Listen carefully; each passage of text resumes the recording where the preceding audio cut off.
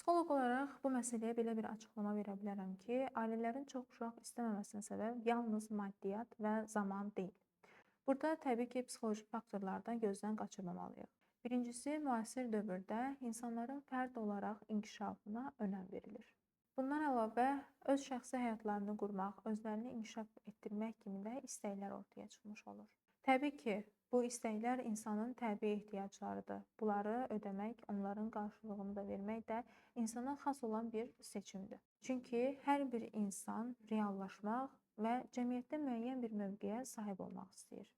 Digər tərəfdən isə görə bilərik ki, insanlarda stress və psixoloji gərginlik də buna bir səbəb ola bilər. Bildiyimiz kimi, valideynlik özü bir böyük məsuliyyətdir.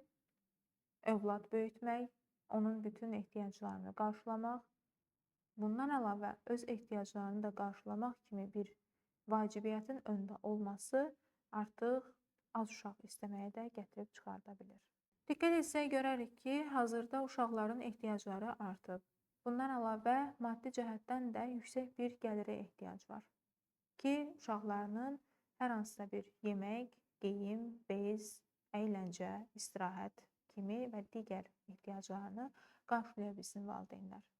Bu ehtiyaclar qarşılanmadıqda isə övladlar tərəfindən bir sıra şikayətlərə rastlanır ki, mənə doğru sevgi verilməyib, mənə doğru diqqət verilməyib və digər ehtiyaclarının qarşılanmadığı üçün şikayətlərlə rastlaşa bilirik. Hətta burada deyə bilərik ki, bir çox insanlar bu yükün altına girməyə özünü hazır hiss etmir. Hətta deyə bilərəm ki, çox insan bəzən bu yükün altına girməmək istəyir. Mən bunu qaldıra bilmərəm, mən bacara bilmərəm, bəs mənim istəklərim kimi mən ailə qursam necə olacam, mənim karyeram, mənim azadlığım, mənim sərbəstliyim necə olacaq? Uşaq böyütsəm də bir ayrı yük olacaq, onun yükünü necə qaldırım və bəzi ifadələrlə rastlaşa bilirik. Biraz daha kökə ensək görə bilərik ki, keçmiş dövrlərdə valideynlərin çox uşaqlı olmasına əsasən həm övladları ilə zaman keçirməkdə qıtlıq yaşanırdı, bir sıra ehtiyacları doğru şəkildə qarşılanmayıb, həmçinin övladlar arasında da müqayisələrə rastlamaq mümkündür.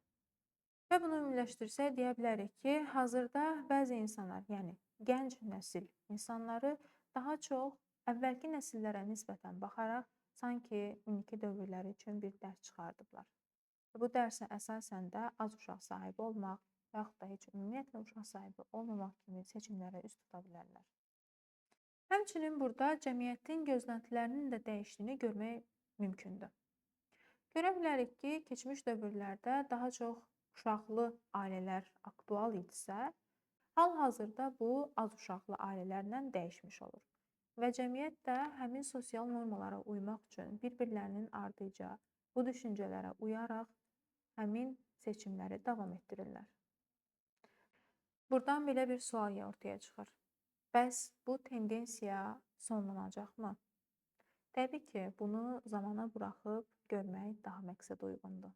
Və son olaraq da bunu qeyd edim ki, insanların çox uşaq istəməməsinin səbəbi yalnız maddi və iqtisadi səbəbdən deyil. Bundan əlavə psixoloji və emosional səbəblər də var. İnsanlar daha çox indiki dövrdə keyfiyyətli valideyn olmaq və övladlarını keyfiyyətli şəkildə böyütmək kimi bir seçim ediblər. Təbii ki, bu yalnız seçim deyil, həm də dəyişən dünyanın fərqli dəyərlərinin nəticəsidir.